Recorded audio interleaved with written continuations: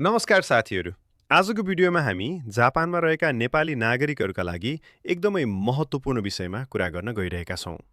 Passport हराएको छ, passport चोरी भयो, पासपोर्ट नष्ट भयो, पासपोर्टको म्याद सकियो वा जापानमा जन्मिएको बच्चाको पासपोर्ट बनेको छैन। यस्तो अवस्थामा तुरुन्त नेपाल कसरी जाने? यसको समाधान हो एकतर्फी यात्रा अनुमति पत्र।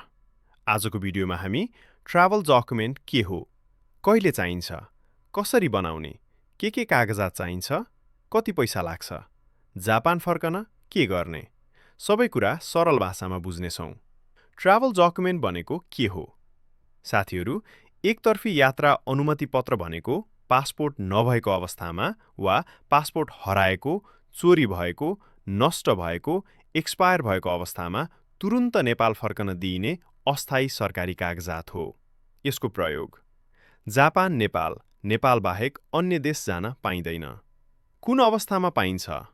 यदि तपाईको पासपोर्ट हरायो, चोरी भयो, बिग्रियो, म्याद सकियो वा बच्चाको पासपोर्ट बनेको छैन र तुरुन्त नेपाल जानुपर्ने अवस्था आयो भने टोकियोस्थित नेपाली दूतावासमा आवेदन दिन सक्नुहुन्छ। भ्यालिडिटी: यो ट्राभल डकुमेन्ट 3 महिनासम्म मान्य हुन्छ। जापान फर्कने योजना छ भने धेरै महत्त्वपूर्ण कुरा। यदि तपाईँ भविष्यमा फेरि जापान फर्कन चाहनुहुन्छ भने नेपाल जानु अघि जापान इमिग्रेसनबाट रि-एन्ट्री पर्मिट अनिवार्य लिनुपर्छ।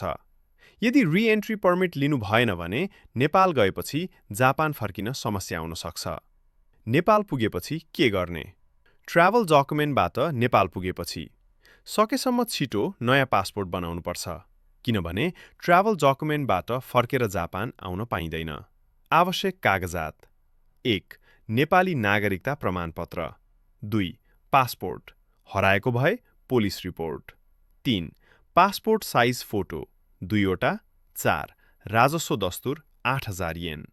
बच्चा/16 वर्ष मुनिका जापानमा जन्मिएका सन्तान थप चाहिने कागजात: नाबालक परिचय पत्र, सिटी अफिसको जन्मदर्ता प्रमाणपत्र, जैरू कार्ड कपी बुबा र आमाको, नागरिकता कपी, पासपोर्ट कपी, विवाह दर्ता प्रमाणपत्र कपी। प्रोसेस: 1. सबै कागजात तयार पार्नुहोस्। 2. नेपाली दूतावासमा सम्पर्क गर्नुहोस्। 3. आवेदन फारम भर्नुहोस्। 4. फी तिर्नुहोस्। 5. 1 देखि 3 वर्किङ डेभित्र ट्राभल डकुमेन्ट प्राप्त हुन्छ।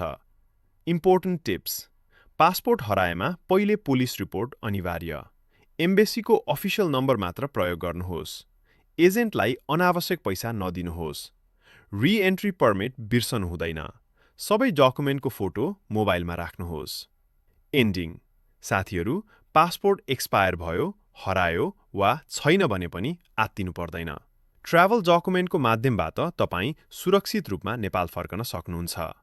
यदि यो भिडियो उपयोगी लाग्यो भने लाइक गर्नुहोस्, शेयर गर्नुहोस्, च्यानल सब्स्क्राइब गर्न नबिर्सनुहोला। म सूर्य भण्डारी फेरि अर्को जानकारीमूलक भिडियोमा भेटौँला। धन्यवाद।